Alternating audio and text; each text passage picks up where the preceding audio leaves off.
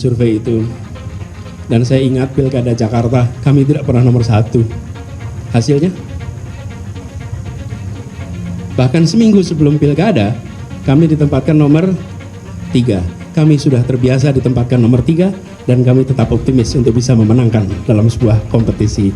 Saya rasa Mas Anies akan lebih fokus pada bagaimana perbaikan ekonomi di Indonesia terjadi gitu ya. Kemudian bagaimana keadilan sosial juga terjadi, kesetaraan berbagai elemen masyarakat dalam menikmati Indonesia, quote and quote, dan kemudian juga dia akan bagaimana mengembalikan demokrasi ke arah yang seharusnya, termasuk juga pengentasan kemiskinan dan pemberantasan korupsi. Hasil yang benar-benar menjadi preferensi, menjadi referensi untuk kerja-kerja ke depan. Tidak hanya membaca elektabilitas, tapi juga membaca apa yang menjadi problem-problem real, karena survei kan suatu bentuk informasi simptom yang terjadi di tengah-tengah masyarakat kita. Jadi saya Partai Nasdem tentu selama ini partai yang menggunakan scientific approach. Beliau adalah mantan orang nomor 1 di Jakarta, dan ketika meletakkan jabatan sebagai gubernur, approval rating Anies Baswedan sebagai gubernur saat itu di kisaran 77%.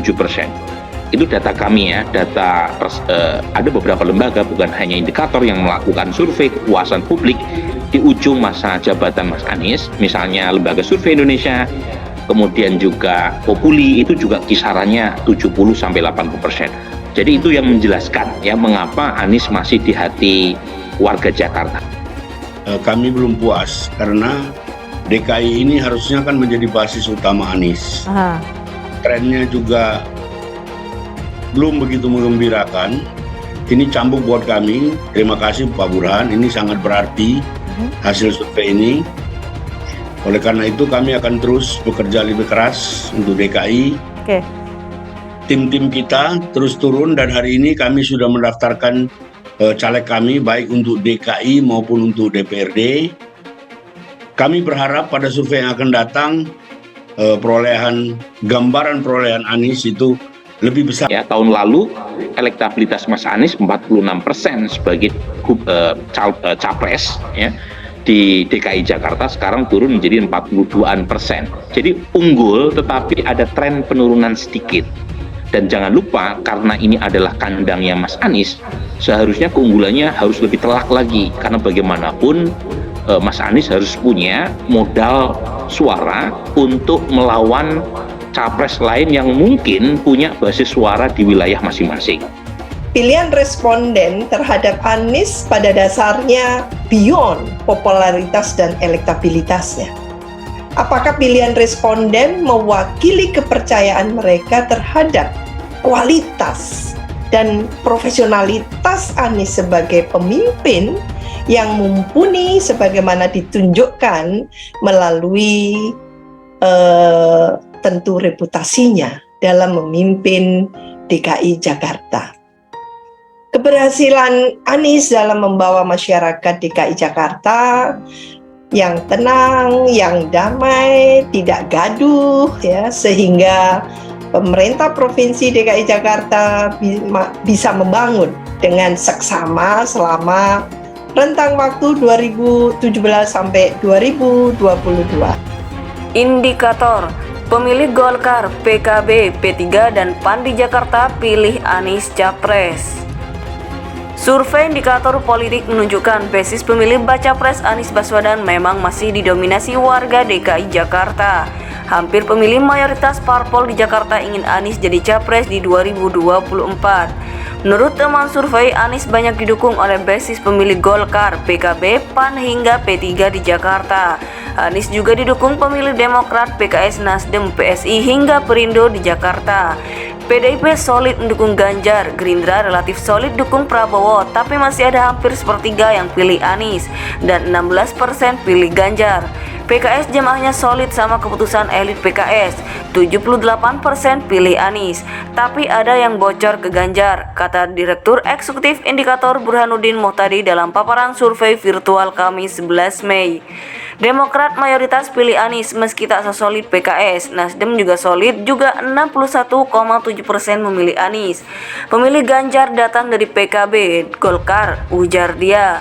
Dalam simulasi 10 capres di pemilih Jakarta, Anies ada di puncak survei dengan elektabilitas 36,8%.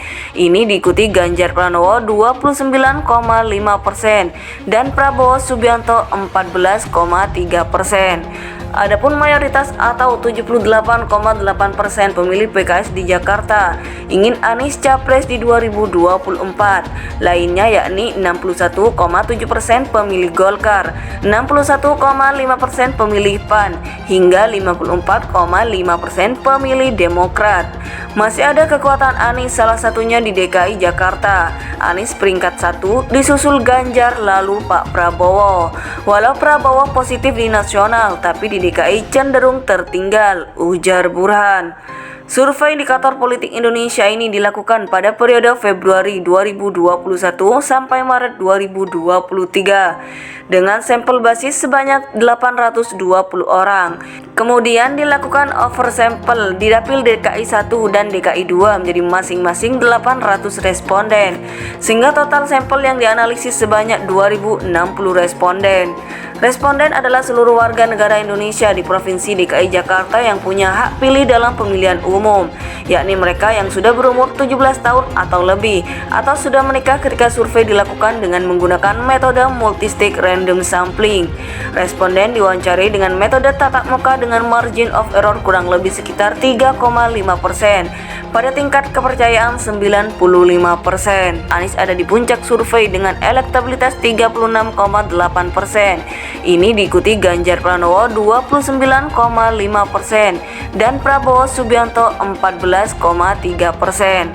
Adapun mayoritas atau 78,8% pemilih PKS di Jakarta ingin Anies capres di 2024. Lainnya yakni 61,7% pemilih Golkar, 61,5% pemilih PAN, hingga 54,5% pemilih Demokrat. Masih ada kekuatan Anies, salah satunya di DKI Jakarta. Anies peringkat 1 disusul Ganjar lalu Pak Prabowo. Walau Prabowo positif di nasional, tapi di DKI cenderung tertinggal, ujar Burhan. Survei Indikator Politik Indonesia ini dilakukan pada periode Februari 2021 sampai Maret 2023 dengan sampel basis sebanyak 820 orang.